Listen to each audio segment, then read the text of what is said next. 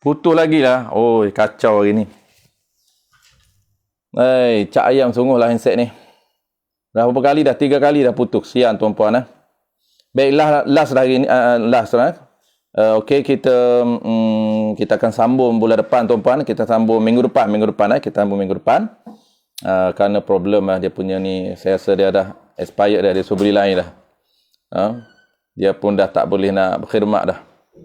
Biasanya okey. Biasa guna okey. Tak apa yang tu okey. Dia bukan line ni. Dia handset saya rasa line okey je. Tempat tengok full, line full. Okey tuan-puan, settle dia punya pembahagian. Kita bincang hari ni dua saja. Pertama makna sifat perkata, yang kedua pembahagian perkata. Dan insyaAllah peranan itu saya akan ulang minggu depan. Maka tu kita akan ulang minggu depan. Kita berhenti tadi pukul 19. Di bawah sekali saya akan ulang balik minggu depan. Maka Allah Ta'ala berkata-kata pada sedia kala itu kita nak bincang tentang peranan ataupun dia panggil bidang tugas ataupun job dia. Allah Ta'ala ini, perkata ini kita nak kenal apa bidang tugas perkata yang Allah cover. Yang sifat perkata itu cover dalam 3 perkara itu. InsyaAllah kita akan bincang minggu depan. Baik, hari ini kita bincang dua tuan-tuan. Hari ini kita bincang dua subtopik saja hari ini. Pertamanya ialah makna perkata. Yang keduanya kita bincang apa dia tadi? Pembahagian sifat perkata.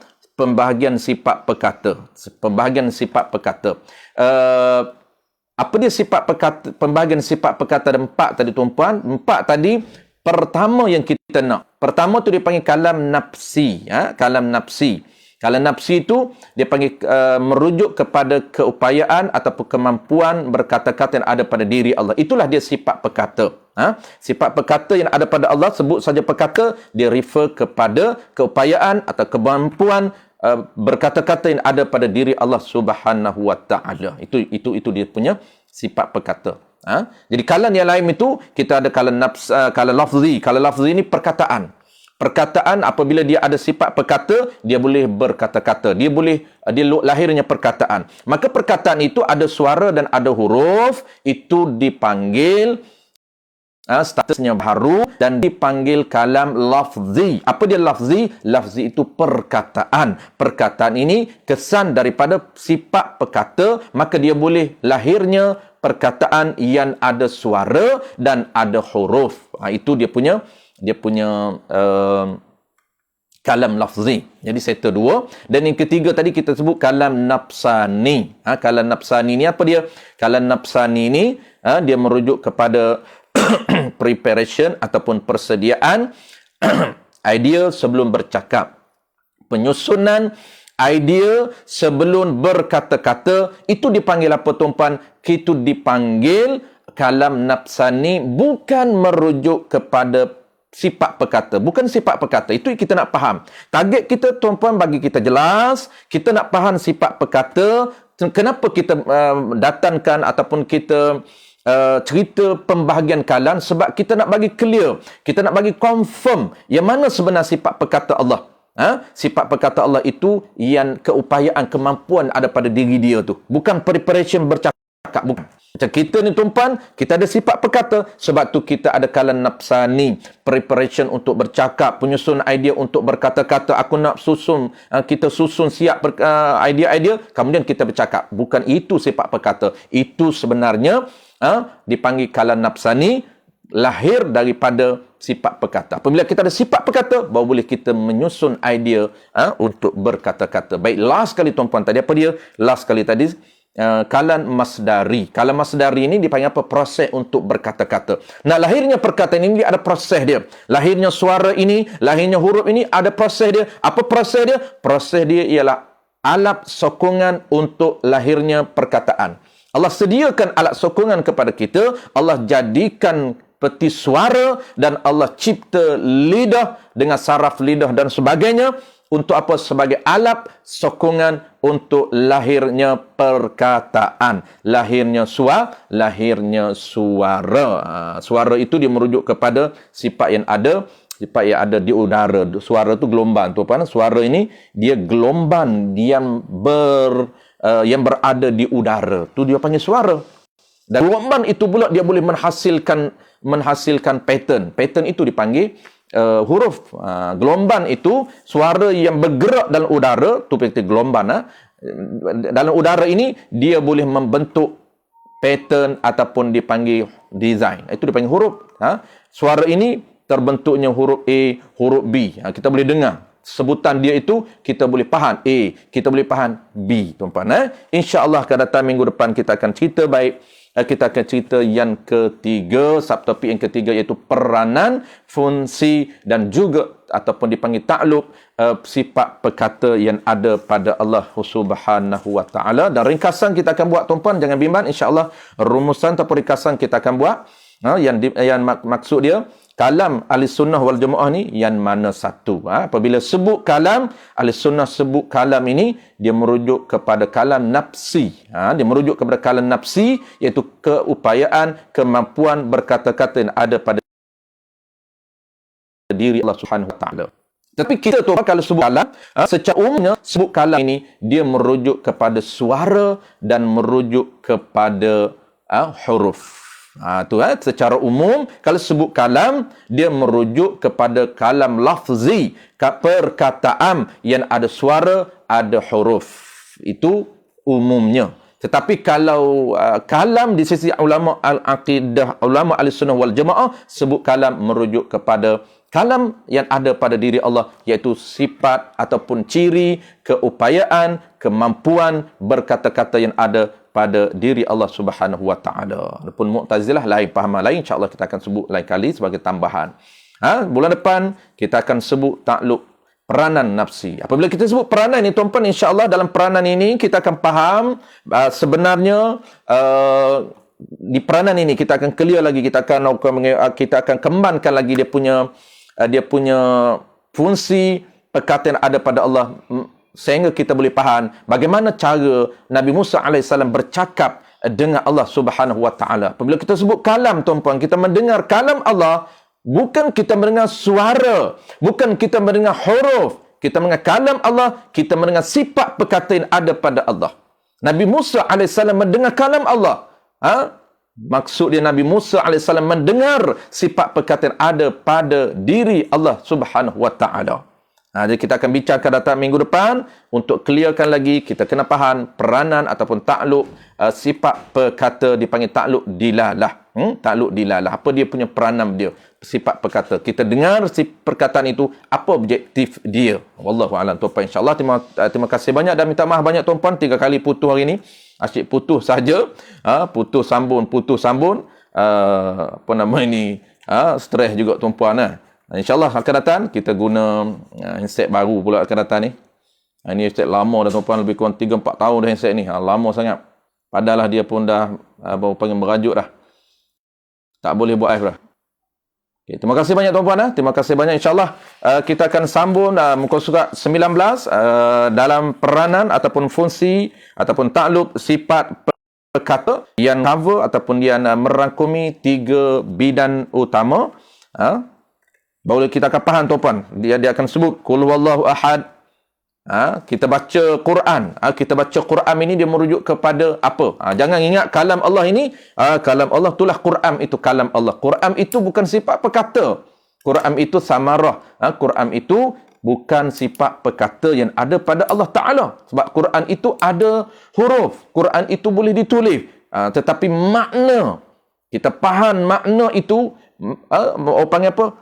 Dilalah itu, Quran itu sebagai tempat penunjuk kepada sifat perkataan ada pada Allah Subhanahu wa taala. Tuan-puan dengar suara saya, tuan-puan boleh tulis, boleh catat, boleh record suara saya, tuan-puan boleh catat catatan yang ada, catatan ataupun dobit, catat nota. Tuan-puan catat itu bukan tuan-puan catat sifat perkata saya, tidak. Tuan-puan catat itu perkataan yang lahir daripada saya, daripada sifat perkataan ada pada saya. Yang lahir daripada sifat perkataan ada pada saya, sehingga tuan-puan boleh mendengar suara saya. Perkataan saya itu bukan sifat perkata. Tuan-puan bukan mendengar sifat perkata saya, tidak. Itu tuan-puan mendengar suara yang lahir daripada perkataan saya. Begitu juga dengan kita. Kita baca Quran. Quran itu bukan sifat perkata. yang ada pada Allah Ta'ala. Itu kena betul-betul kita kena faham. InsyaAllah tuan-puan, lebih clear lagi, kita akan sambung minggu depan. Sekali lagi, saya mengucapkan terima kasih banyak pada tuan-puan yang setia walaupun putus. Dan minta maaf banyak di atas kesulitan hari ini. Berputus-putus line kita, problem handset kita. InsyaAllah tuan-puan, kita bertemu lagi minggu depan. Seperti biasa, hari yang sama, jam yang sama. Kita akan buat setiap minggu ni tuan-puan. Pihak penganjur ni pun mungkin dia nak cepat khatam. Setiap minggu kita buat. InsyaAllah cepat khatam. Dah habis dah 13. Lepas habis 13 ni tuan-puan memang boleh express. Sebab dia 4 teras lagi tu dia tak perlukan huraian banyak. Huraian yang agak panjang ni dia teras pertama saja, pilar pertama saja, rukun pertama saja. Di sistem kepercayaan tu ada 6 teras kan. Rukun iman ada 6. Jadi rukun pertama kita dah habis, ada 5 rukun lagi, dia agak simple dan mudah kita boleh express. Sebab tu di Putrajaya di pression sebelah kita dah khatam. Sebab apa? Sebab habis saja 13 sifat, rukun kedua, ketiga, keempat, kelima sampai rukun ke-6 qada dan qadar, dia simple saja, tidak perlu kepada huraian yang perlu huraian yang pandang. Baik, terima kasih sekali lagi kepada pihak penganjur dan seluruh teman-teman rakan-rakan yang memeriahkan live kita pada pagi ini. Tanpa saya menyebut nama tuan-puan, saya mengucapkan ribuan terima kasih, jazakumullah khairan katsir, dan juga ajarakumullah. Mudah-mudahan Allah berikan kebaikan kepada kita, dan mudah-mudahan Allah berikan keberkatan kepada kita, sama ada keberkatan itu ilmu, keberkatan itu harta benda kita, keberkatan keluarga kita, dan juga paling penting tuan-puan, keberkatan umur kita. Itulah yang paling penting yang kita minta selalu dengan Allah, supaya Allah berkatkan umur kita, iaitu umur yang banyak melakukan kebaikan untuk menghasilkan pahala yang lumayan. Bismillahirrahmanirrahim. Alhamdulillahirabbil alamin, wassalatu wassalamu ala asyrafil anbiya'i wal mursalin wa ala alihi wa ashabihi ajma'in. Allahumma faqihna fid din wa 'allimna ta'wil wa ja'alna minal ulama'ul 'amilin wa ja'alna minal mukhlisin. Wa sallallahu ala sayyidina Muhammadin wa ala alihi wa baraka wasallam. Walhamdulillahirabbil alamin.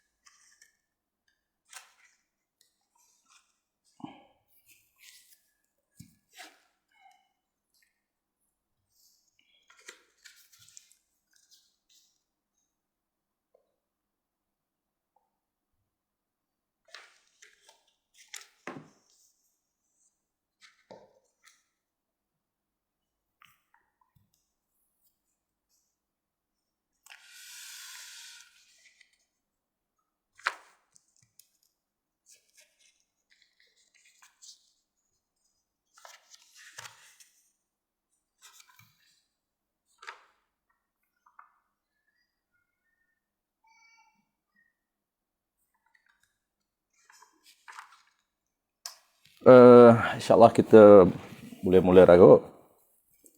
Al-Fadhil Jazmi. Assalamualaikum warahmatullahi wabarakatuh. Baik, Alhamdulillah.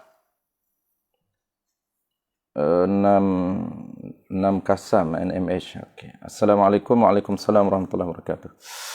Baik, kita boleh mula. Bismillahirrahmanirrahim. Alhamdulillahirabbil alamin.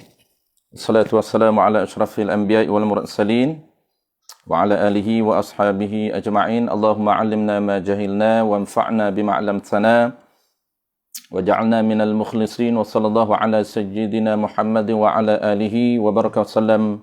Walhamdulillahirabbil alamin. InsyaAllah tuan-puan, seperti biasa hari ini, setiap hari Sabtu kita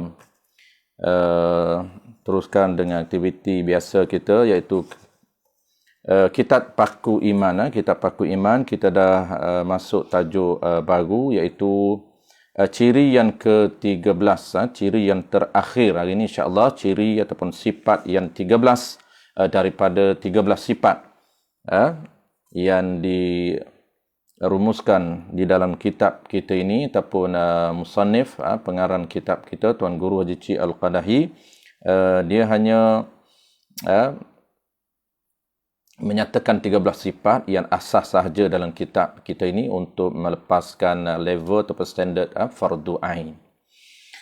Qala al-musannif rahimahullah subhanahu wa ta'ala, insyaAllah kita terus, ada ramai dah.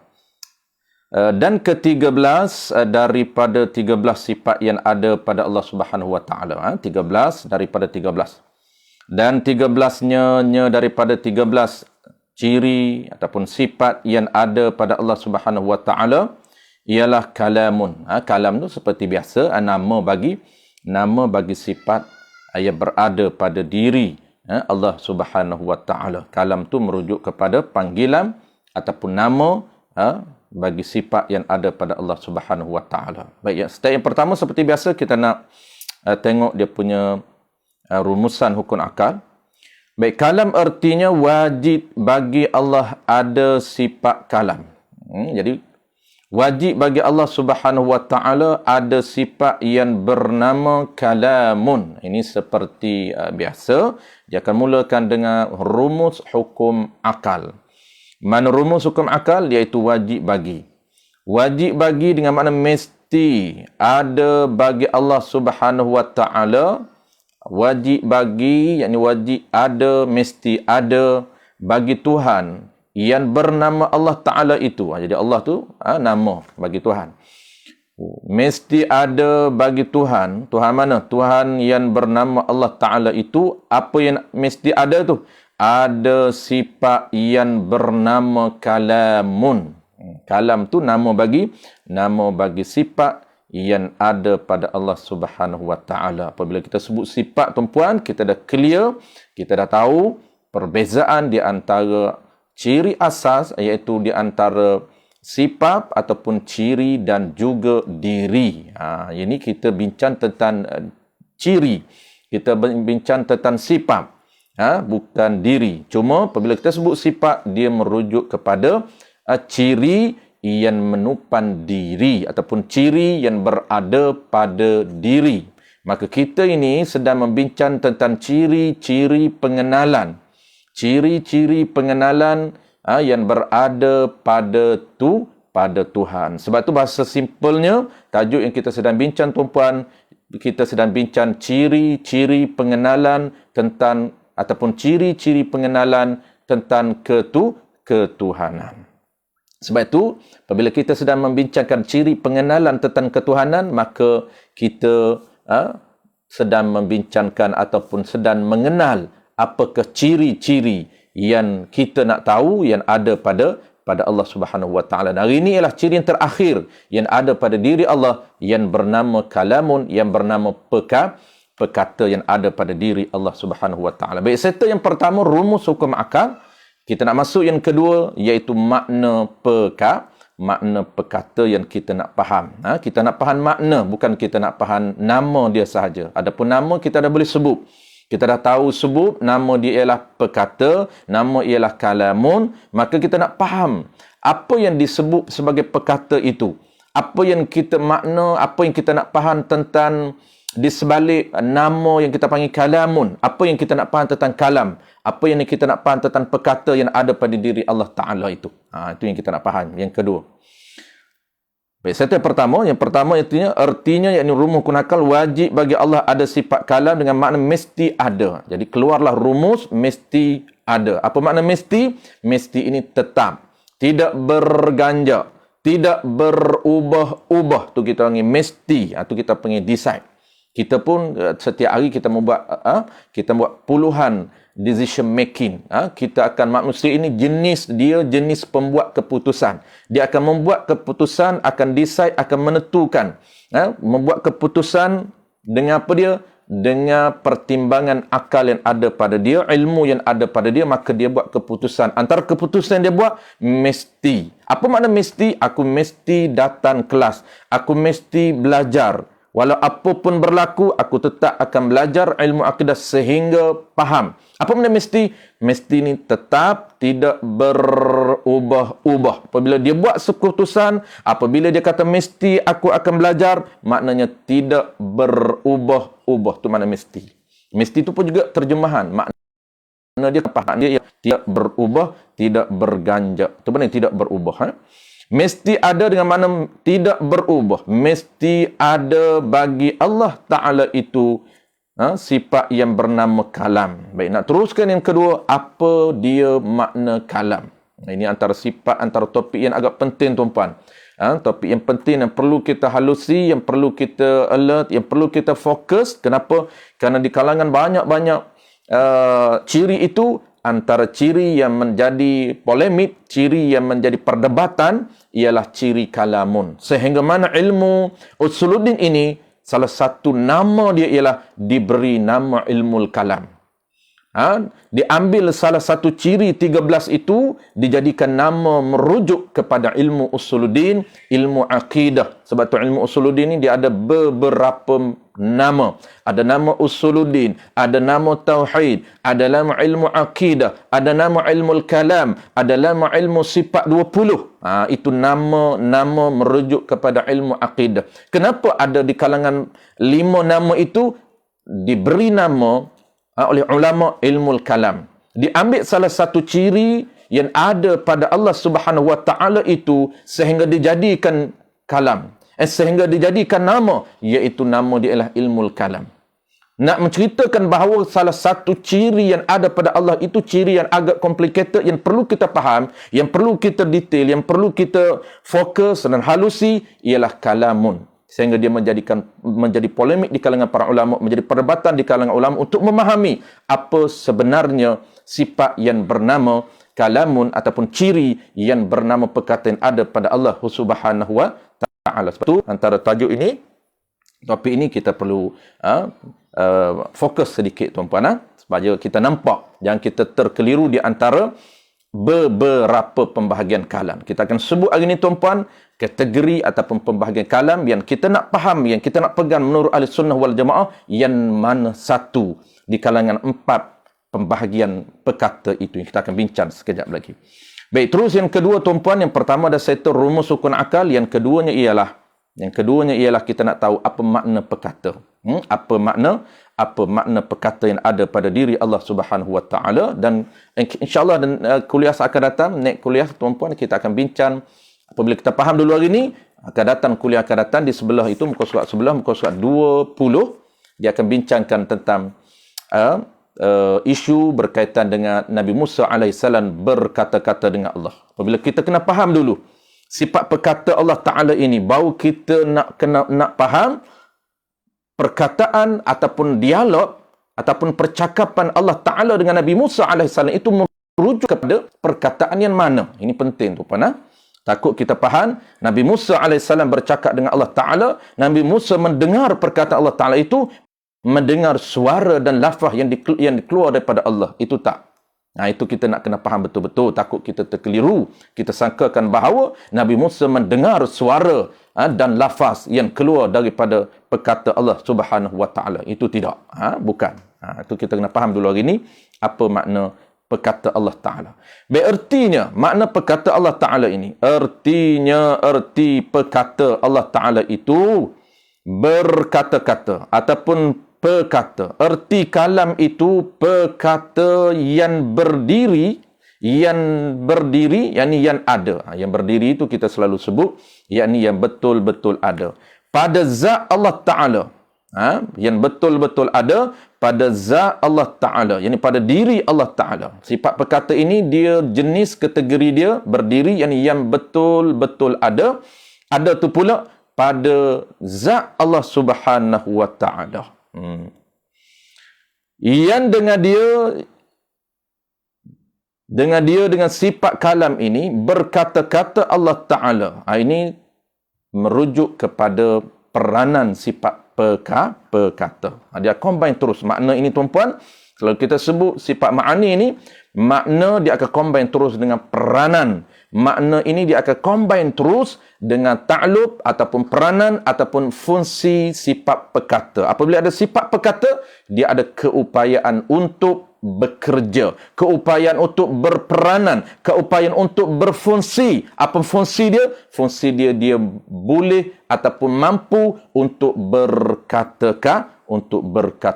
Berkata-kata itu bukan sifat. Berkata-kata itu bukan ciri. Kita kena faham ciri dulu. Sebelum kita faham dia punya peranan dia. Baik, ini yam ini peranan dia. Yang dengan dia dengan sifat perkata itu berkata-kata Allah Ta'ala. Allah boleh berkata-kata bila pada sedia kala. Pada sedia kala dan sentiasa. Jadi sifat perkata Allah ni dia jenis qadim. Sebab tu dia kata pada sedia kala. Bukan dia hari ni baru dia boleh berkata-kata. Sifat perkata Allah Ta'ala ini, dia jenis statusnya qadim, iaitu tidak ada mula dan sentiasa. Sentiasa tu maknanya sampai bila-bila. Tiada. Dia nak cerita peranan ataupun fungsi sifat perkata ini. Allah berkata-kata itu bukan dengan huruf. Yang tiada dengan huruf. Yang tiada jenis huruf dan suara. Allah berkata-kata bukan dengan huruf dan suara. Kalau huruf dan suara itu baru. Tiada dengan huruf. Dan tiada dengan suara. Bukan huruf dan juga bukan suara.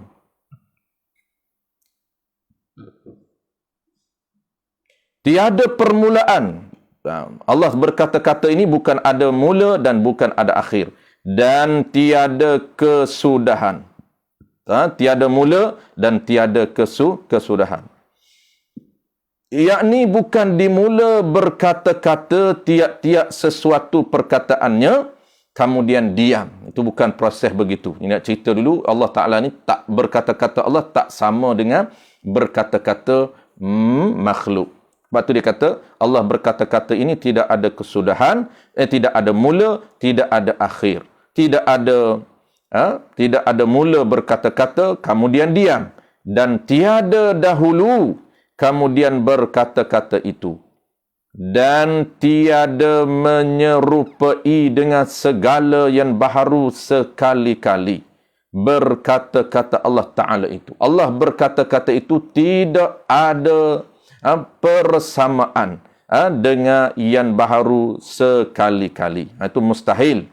Perkara yang mustahil, iaitu Allah Ta'ala ini dia tak, perkataan dia tak sama dengan perkataan yang baharu. Maka Allah Ta'ala berkata-kata pada sedia kala. Baik, maka itu dia nak jelaskan tentang bidang tugas perkata.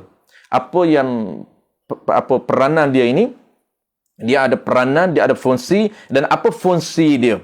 Apa dia punya peranan yang dia cover? Adakah 1, 2 dan 3? Dan kan dia ada tiga perkara selalu kita sebut. Perkara yang wajib bagi akal, perkara yang mustahil bagi akal, perkara yang harus bagi akal. 3 perkara itu sahaja yang diambil kira di dalam bidang tugas setiap jemaah yang ada pada Allah Subhanahu Wa Taala. Adakah bidang tugas perkata ini dia cover 3 ataupun dia cover 1 sahaja? Ini dia nak cerita. Baik, sebelum tu tuan-puan, kita clearkan dulu yang pertama makna, dan yang kedua, sebelum kita nak cerita peranan, kita kena cerita dulu pembahagian perkata. Baru kita clear betul-betul. Barulah kita nak kena bincang peranan ataupun bidang tugas perkata. Baik, kita nak clearkan dulu tuan-puan. Yang pertama, makna sifat perkata. Jadi makna sifat perkata ini yang dia sebut di awal tadi, kita ulang sekali lagi untuk buat rumusan makna ini. Baik, sebelum kita nak buat yang kedua pembahagian. Ingat tuan-puan, struktur topik yang kita nak bincang ini, subtopik kita nak bincang ini, Pertama ialah makna sifat perkata yang kita nak pegang, yang kita nak faham. Yang keduanya kita nak kena clearkan pembahagian sifat perkata. Kita takut keliru yang mana sebenarnya sifat perkata yang ada pada Allah. Itu kena clearkan bahagian sifat perkata. Kerana dia ada beberapa sifat perkata yang boleh mengelirukan kita sekiranya kita tak betul-betul faham makna sifat perkata itu merujuk kepada yang mana. Sebab tu saya nak jelaskan pada tuan-puan yang topik yang kedua pagi ini, kita kena jelaskan bahagian sifat perkata. Kalau yang lain mudah tuan, sama tak perlu ada pembahagian, basar tak perlu ada pembahagian. Pendengar Allah, penglihat Allah itu lebih mudah daripada perkata.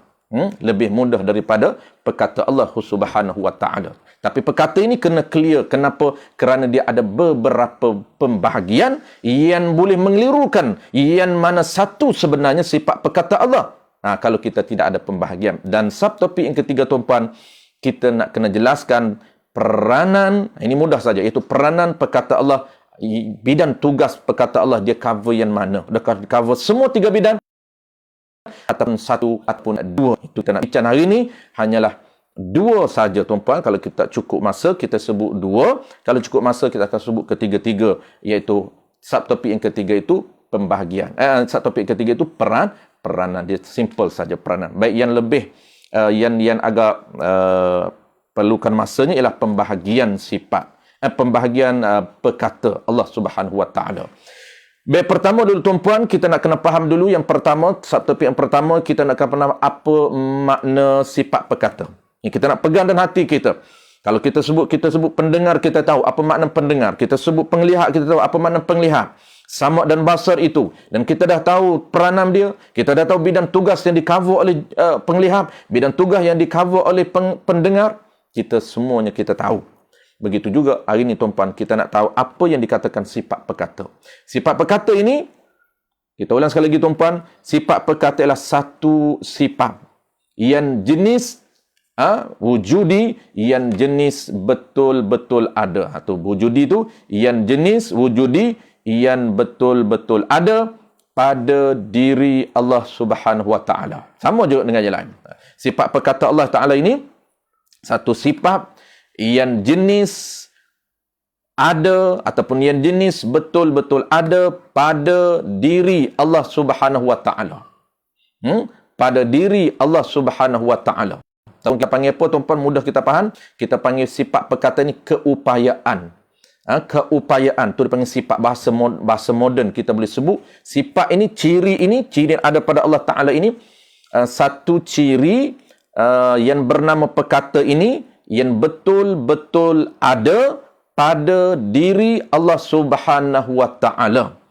Dan dia ini, jenis ciri ini, dia ada keupayaan, kemampuan untuk berperanan ataupun untuk berkata-kata. Itu dah masuk peranan dia. Dah masuk peranan dia. Baik, itu saja, mudah saja. Dia lebih kurang sama dengan sifat ma'ani lain. Semua sifat ma'ani mudah berkudrah sampai kalam takrif dia, makna dia sama. Sifatun wujudiyatun qa'imatun bizatihi ta'ala. Di belakang itu barulah membezakan peranan itu, fungsi itu membezakan di antara sifat ma'ani. Adapun takrif asas sifat ma'ani sama. Satu sifat wujudi yang betul-betul ada, yang berdiri ataupun yang ada di diri ataupun pada zat Allah Subhanahu wa taala. Sama juga dengan kalam. Kalam ini satu sifat perkata yang ada pada diri Allah Ta'ala yang boleh dilihat oleh mata kita, boleh didengar oleh telinga kita sekiranya Allah buka hijab di syurga nanti. Sama saja mana-mana sifat ma'ani yang lain. Baik, settle tuan-puan. Jadi kita faham sifat perkata ini dia jenis ada, dia berada di mana, dia melekap ataupun berdiri ataupun ada di diri Allah Subhanahu wa taala. Dia status dia maujud. Baik, kita nak tengok pula tuan-puan, kita nak tengok muka surat berapa? Muka surat 19. Perenggan di bawah sekali. Perenggan di bawah muka surat 19. Kita nak tengok pula tuan pembahagian. Kita nak tengok pembahagian. Kita tak tengok lagi berkata-kata tu, biar dulu. Sebab kita dah faham dulu yang kata kalam ini, yang kata sifat perkata ini. Sifat perkata ni apa dia? Sifat perkata ini satu sifat yang jenis wujudi. Yang jenis betul-betul ada pada zat Allah Subhanahu Wa Taala, dan dia ini ada keupayaan. Sifat ini ada keupayaan, kemampuan untuk berkata-kata pada sedia kala lagi. Jadi itu keupayaan untuk berkata-kata itu pada sedia kala lagi. Dan kita nak akan datang, kita topik ketiga, kita nak tengok peranan dia. Kita nak tengok berkata-kata. Itu peranan. Dia ada sifat perkata, dia ada upayaan untuk berkata-kata walaupun dia tak berkata-kata. Tapi dia ada tak sifat? Ada. Walaupun dia tak berkata-kata. Itu dia panggil ciri. Macam kita tuan-puan, walaupun kita tak bercakap, kita diam, tak bercakap apa pun. Boleh tak kita panggil bisu? Tak boleh. Kenapa? Kerana kita ada ciri. Kita ada sifat perkata yang boleh berkata-kata walaupun kita diam. Sebelum kita dengar suara dia, sebelum kita dengar perkataan dia, maka kita dah faham bahawa si fulan ini, bahawa dia ini ada sifat perkata, boleh berkata, sama ada fasih ataupun tidak, lain kira. Yang penting kita faham dia ini ada sifat perkata. Dengan ada sifat perkata itu, dia ada keupayaan untuk berkata-kata walaupun dia tak berkata-kata. Apa yang kita nak jelaskan tuan-puan? Konsep yang pertama, kita kena faham dulu ciri walaupun kita tak nampak lagi perkataan dia. Walaupun kita tak dengar lagi perkataan kawan kita, tapi kita faham kawan kita ada sifat perkata. Dia boleh bercakap. Dia ada suara. Dia ada suara yang mengandungi huruf. Kenapa? Kerana dia ada sifat perkata pada diri dia. Maka itulah benda yang kita nak faham dulu. Kenapa? Kita nak faham ciri, bukan kita nak faham samarah dulu. Bukan kita nak faham hasil daripada sifat perkata, keluarlah hasil. Maka hasil itu kita panggil peranan sifat perkata. Perkataan yang keluar daripada mulut dia itu dia panggil samarah, ataupun dia panggil kesan, ataupun dia panggil rizab daripada ciri perkata yang ada pada diri dia, menyebabkan dia boleh berkata-kata. Jadi berkata-kata itu peranan dia, berkata-kata itu fungsi dia, berkata-kata itu takluk dia, ataupun bahasa mudahnya kita panggil peranan, takluk dan juga fungsi. Sebenarnya dia adalah samarah ataupun kesan daripada ciri perkata. Jadi kita nak faham dulu ciri, walaupun kita tahu kita tak nampak lagi dia punya samarah, kita tak nampak lagi dia punya peranan, kita tak nampak lagi dia punya takluk, tapi kita faham dulu pertama, ciri perkata itu ada pada diri Allah Subhanahu Wa Taala. Settle. Yang kedua tuan-puan, kita nak sebut pembahagian perkata. Dalam kitab kita ini kita asas, kita ringkas, kita level fardu ain, maka dia tidak membincangkan tentang pembahagian perkata. Tapi kita nak sebut sebagai nak bantu supaya lebih clear, lebih mudah untuk kita faham. Putus pula tuan-puan.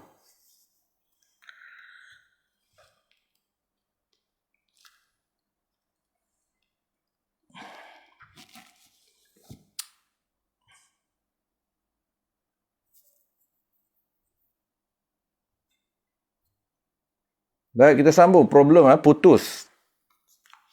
Biasa jarang problem lain. Saya ingat telefon aku. Terputus. Telefon ni kot.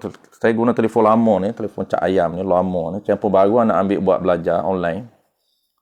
Saya ingat problem telefon lah. Sebab lain okey kata. Unify okey. Jarang Unify terputus-putus. Tiba-tiba dia ter-off. Apa panggil? Off. Terus. Sikit sambung lagi tuan-tuan, lebih kurang 20 minit lagi kita sambung pembahagian sifat kalam. Kita terus kepada subtopik yang kedua, pembahagian sifat kalam. Sebab kita nak kena faham pembahagian sifat kalam ni. Sebab apa tujuan kita kena faham? Sebab kita nak clearkan yang mana sebenarnya sifat perkataan ada pada Allah. Sebab dia ada beberapa jenis sifat ataupun beberapa jenis perkata. Contoh-contoh dulu tuan-puan. Contoh sebelum kita bahagikan perkata ini ada pada 4 ataupun 2. Paling asal kita tahu 2. Satu sifat perkata, iaitu keupayaan untuk kita, keupayaan ataupun kemampuan berkata-kata yang ada pada zat Allah Subhanahu Wa Taala. Yang kedua, kita kita ada apa tuan-puan? Ini saya nak view dulu. Tuan-puan tak perlu tulis lagi. Just kita nak view dulu. Kenapa kita nak kena tahu pembahagian sifat perkata? Sebab tujuan dia, kita nak tahu, kita nak confirm yang mana sifat perkata merujuk kepada perkataan ada pada diri Allah. Supaya kita tak terkeliru. Pegangan kita, pahaman kita tak terkeliru, tak tersilap pegang. Sebab dia ada beberapa jenis perkata yang perlu kita faham. Ada perkata yang kita belajar tadi, keupayaan, kemampuan berkata-kata yang ada pada diri Allah. Itu satu yang kita belajar tadi. Ada pula jenis tuan-puan, ada pula jenis perkataan yang ada bukan jenis perkata, tetapi ada perkataan yang ada suara, yang ada huruf, yang ada suara yang boleh didengar dan mengandungi huruf yang boleh dieja. Itu juga dipanggil perkata ataupun kita panggil perkataan. Juga termasuk dalam kategori pembahagian perkata. Dan ada juga kita panggil penyusunan idea. Sebelum kita bercakap, kita sedang menyusun idea. Penyusunan idea itu, kita sedang menyusun idea sebelum kita bercakap. Juga termasuk di dalam kategori perkata. Termasuk di dalam kategori perkata. Dan ada juga perkataan hati yang dipanggil hadisun nafsi. Perkataan hati juga termasuk di dalam kategori perkata. Walaupun tidak ada suara. Kita bercakap dalam hati, kita duduk bercakap. Kita duduk geram pada seseorang ataupun kita geram pada kawan ni, hati kita bercakap. Hati kita bercakap, suaranya tidak ada. Suara tidak ada. Huruf tidak ada. Tetapi termasuk juga dipanggil perkataan. Tapi perkataan hati. Penyusunan idea. Gambaran dipanggil gambaran perkataan dalam minda. Gambaran perkataan dalam minda yang kita panggil penyusunan idea dalam minda. Apa kita nak cakap, preparation kita. Kita prepare dulu sebelum kita nak melontarkan, sebelum kita nak bersuara, maka kita nak menyusun idea, juga dipanggil perkataan. Baik yang mana satu merujuk kepada perkataan, merujuk kepada sifat perkataan ada pada Allah Subhanahu wa taala. Baik, itulah yang kita nak bincang hari ini tuan-puan. Yang kita nak bincang iaitu pembahagian sifat perkata. Kita nak sebut secara asas 4, tetapi paling penting kita faham 2 tuan-puan. Paling penting kita faham baik 2. Yang pertama apa dia tuan-puan? Yang pertama nama dia ialah kalamun nafsi. Yang pertama kalamu ismi ataupun kalamun nafsi. Nama ini kalau tuan-puan boleh ingat, lagi bagus. Tak boleh ingat pun tak apa, faham sahaja. Sebab pembahagian ni dia ada nama, dia ada kalamul ismi ataupun kalamun nafsi, ada kalamun nafsani, ada kalam masdari dan ada kalam lafzi. Ada kalam lafzi, iaitu nama merujuk kepada jenis ataupun kategori perkata yang termasuk di dalam pembahagian perkata. Tetapi kita ingat, perkata yang kita nak pegang ni, kita nak faham apabila sebut perkata Allah, dia merujuk kepada yang pertama. Apa dia pertama tuan-tuan? Pembahagian pertama ialah dipanggil kalamun nafsi ataupun kalamu ismi, nama dia. Saya ulang sekali lagi tuan-tuan, nama ialah kalamu ismi ataupun nama lain ialah kalamu nafsi. Dengar? Ambil panas minta. Baik, kalamun nafsi ataupun kalamu ismi. Apa dia kalamu nafsi ni tuan-puan ataupun kalamu ismi ni nama? Dia merujuk kepada apa? Dia merujuk kepada keupayaan ataupun kemampuan. Ini yang bagi sifat perkata. Keupayaan ataupun kemampuan berkata-kata yang ada pada diri Allah Subhanahu wa taala. Inilah yang merujuk kepada sifat perkata yang ada pada Allah. Sebab tu kita nak faham betul-betul, kerana ini yang kita nak pegang, ini yang kita nak faham. Apabila sebut kalam Allah, kena pada kalamun nafsi, kena pada kalamun ismi, nama sama ismi dan nafsi. Itulah dia sifat perkataan ada pada diri Allah. Saya ulang sekali lagi tuan-puan. Sebab apa nak ulang? Sebab dia penting. Kerana inilah yang kita nak pegang, inilah yang kita nak faham. Sebut kalamullah, jangan nampak lafaz dan huruf, jangan. Sebut kalam Allah tuan-puan, dia bukan merujuk kepada kalam lafzi. Dia bukan merujuk kepada kalam yang ditulis dalam Quran itu. Itu adalah samarah, itu adalah kalam lafzi. Yang boleh ditulis, yang ada suara, yang ada huruf. Bukan. Tetapi kalam nafsi, kalam ismi merujuk kepada keupayaan, kemampuan berkata-kata yang ada pada Allah Subhanahu wa taala, walaupun Allah Taala tak berkata-kata lagi. Walaupun Allah Taala tak berkata-kata, tapi dia ada keupayaan, dia ada kemampuan berkata-kata pada diri Allah ataupun pada zat Allah Subhanahu wa taala. Baik, saya tuan-tuan, itulah dia kalam nafsi, kalam ismi yang menjadi topik perbincangan kita hari ini, yang menjadi murab, yang menjadi target kepada topik kita. Kalau sebut kalam Allah, sebut ciri Allah yang bernama kalam, bermaksud tuan-puan kalam nafsi ataupun kalam ismi, keupayaan, kemampuan berkata-kata yang ada pada diri Allah Subhanahu wa taala, walaupun kita tak nampak lagi peranan, tak nampak lagi takluk, tak nampak lagi function dia, bidang tugas dia kita tak nampak, tapi kita faham Allah itu ada ciri yang bernama perkata. Apa dia perkata? Perkata ini merujuk kepada ismi, merujuk kepada kalam nafsi, keupayaan, kemampuan berkata-kata yang ada pada diri Allah Subhanahu wa taala. Baik, settle tuan-puan. Yang kedua, kalam kedua ini tambahan supaya kita dah tak keliru. Sebab kita tahu ini kalam bukan merujuk kepada kalam Allah, tapi kita kena tahu juga sebagai panduan kita, sebagai asas untuk lebih confirm. Baik, saya minai sekejap tuan-puan, sorry ya.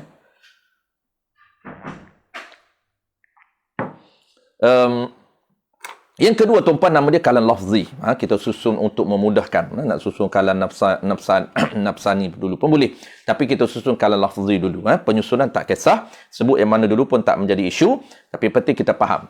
Ya, kalam kedua kita susun kalam lafzi dulu. Barulah sekejap lagi kalam nafsani, sekejap lagi kalam masdari. Baik, apa dia kalam lafzi? Kalam lafzi ni tuan-puan, kalam yang mengandungi suara. Kalam ataupun di kitab perkataan yang mengandungi suara dan huruf. Kalam ataupun perkataan yang mengandungi suara dan huruf. Inilah dipanggil kalam lafzi. Jangan terkeliru dengan kalam lafzi. Kalam lafzi itu tuan-puan, dia bukan merujuk kepada sifat perkata Allah Subhanahu wa taala.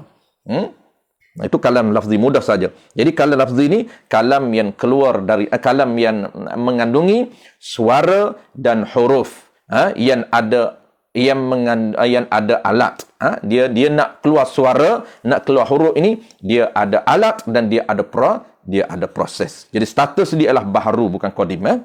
Status dia bahru, bukan qadim, bukan lafzi. Macam contoh tuan-puan, saya ni ada sifat perkata. Saya ni tuan-puan ada sifat perkata. Saya ni ada sifat perkata, dan kemudian saya ada keupayaan untuk berkata-kata. Itu dia panggil sifat perkata. Keupayaan untuk bercakap, keupayaan untuk berkata-kata yang ada di diri saya ini. Apabila saya bercakap, tuan-tuan boleh dengar ada suara yang keluar daripada mulut saya. Keluar ada suara, dan suara itu pula mengandungi huruf yang boleh dieja. Maka suara yang tuan-tuan dengar dan mengandung suara itu mengandung huruf yang boleh dieja, yang boleh ditulis, maka itu dipanggil perkataan. Perkataan itu bukan sifat. Perkataan itu bukan ciri perkataan yang ada pada Allah. Cuma dia adalah kesan daripada daripada ciri perkata yang ada pada saya. Ciri perkata yang ada pada saya, tuan-tuan boleh dengar huruf. Tuan-tuan boleh dengar suara, tuan-tuan boleh tulis huruf. Kenapa? Kerana keluar, apabila ada sifat perkata pada diri saya boleh mengeluarkan perkataan. Maka perkataan itu bukan dinamakan ciri perkata yang kita bincang, tetapi dia panggil kalam lafzi. Dalam bahasa Melayu tuan-tuan, lafzi ini dipanggil perkataan. Sebab tu kita pun panggil perkataan. Baik, cerita yang kedua. Kalam yang ketiga tuan-puan, kalam yang ketiga dipanggil apa? Kalam yang ketiga dipanggil kalam nafsani. Beza. Tadi nafsi, yang ni nafsani. Yang kalau kalam yang first tadi, kalau yang permulaan tadi, yang mula-mula tadi kita panggil kalam nafsi, Tapi ini kalam nafsani. Nama saja tuan-tuan, nama. Kalam nafsani ni apa dia? Iaitu merujuk kepada apa? Merujuk kepada penyusunan idea. Kita dah sebut tadi, merujuk kepada penyusunan idea. Dipanggil perancangan ataupun penyusunan idea sebelum berkata-kata. Sebelum lahirnya perkataan, tuan-tuan, prosesnya dia ada. Proses sebelum lahirnya perkataan, proses kita mulakan dulu penyusunan idea untuk bercakap. Dalam bahasa lama, tuan-tuan, disebut sebagai cadan untuk bercakap. Dia panggil perancangan untuk bercakap. Persediaan untuk bercakap. Penyusunan idea sebelum bercakap. Maka itu dipanggil kalam nafsani. Perkataan merujuk kepada penyusunan idea sebelum bercakap. Juga dipanggil perkata. Dipanggil kalam. Tetapi bukan murak kepada kalam yang kita nak. Kenapa dia boleh menyusun idea? Kerana dia ada sifat perkata. Walaupun dia tak fasih perkataan dia, walaupun dia telur, walaupun dia tak fasih, walaupun dia pelak, walaupun dia gagap, walaupun dia, orang panggil apa tuan-tuan, dia cakap dia tak lancar, tak fasih cakap dia, ataupun walaupun dia tak cakap langsung, tetap kita tak boleh panggil dia ini bisu, dia ini tak boleh bercakap, tak boleh panggil. Tetap kita kata dia ini ada sifat perkata yang ada pada diri Allah Ta'ala, yang ada pada diri dia walaupun dia tak berkata-kata. Kita senyap tak cakap apa, kita sedang menyusun idea saja, menyusun idea untuk bercakap, dia tak bercakap. Tapi ada idea dalam diri, dalam minda dia? Ada. Kenapa boleh lahir idea dalam minda dia? Kerana dia ada sifat perkata yang Allah letak dalam diri dia. Allah Ta'ala letak dalam diri dia sifat perkata sehingga dia boleh lahirnya perancangan idea-idea untuk dia bercakap. Belum bercakap lagi. Ini baru menyusun idea. Idea yang dia boleh susun itulah dia lahir daripada sifat perkata yang ada pada diri dia. Kalau dia tidak ada sifat perkata, maka dia tak akan boleh lahirnya idea-idea. Penyusunan idea tak boleh. Kenapa? Kerana dia tidak ada sifat perkata. Itu kena faham basic, tuan-tuan, sifat perkata dulu sebelum kita nak faham prepare penyusunan idea. Lepas penyusunan idea, lahirnya perkataan. Baru dia bercakap. Jadi lahirnya perkataan itu, sebelum lahirnya perkataan ada penyusunan idea, dan juga penyusunan idea itu lahir daripada mana? Lahir daripada sifat perkataan ada pada diri dia. Kalau kita lah tuan-tuan, kalau kita. Ini faham kita, konsep kita. Baik, serta tuan-tuan yang ketiga dipanggil kalam nafsi, iaitu perancangan ataupun penyusunan idea untuk berkata-kata, juga tidak ada suara dan tidak ada huruf. Statusnya khilaf ulama, ada ulama kata qadim dan ada ulama kata amrun i'tibari. Baik, saya tuan-tuan. Last sekali yang kalam yang keempat, kita sebut 4 kalam saja, yang paling penting 2 kategori, 4 ini. Kalam masdari. Kalam masdari ni dia panggil proses untuk berkata-kata. Proses untuk berkata-kata. Ini kita tuan-tuan. Kita ini nak berkata-kata, perkataan nak keluar daripada kita, dia ada proses dia. Apa proses dia? Kita kena ada alat. Allah Ta'ala akan cipta alat untuk kita. Apa alat yang support untuk lahirnya perkataan? Jadi tuan-puan, nak lahirnya perkataan daripada kita,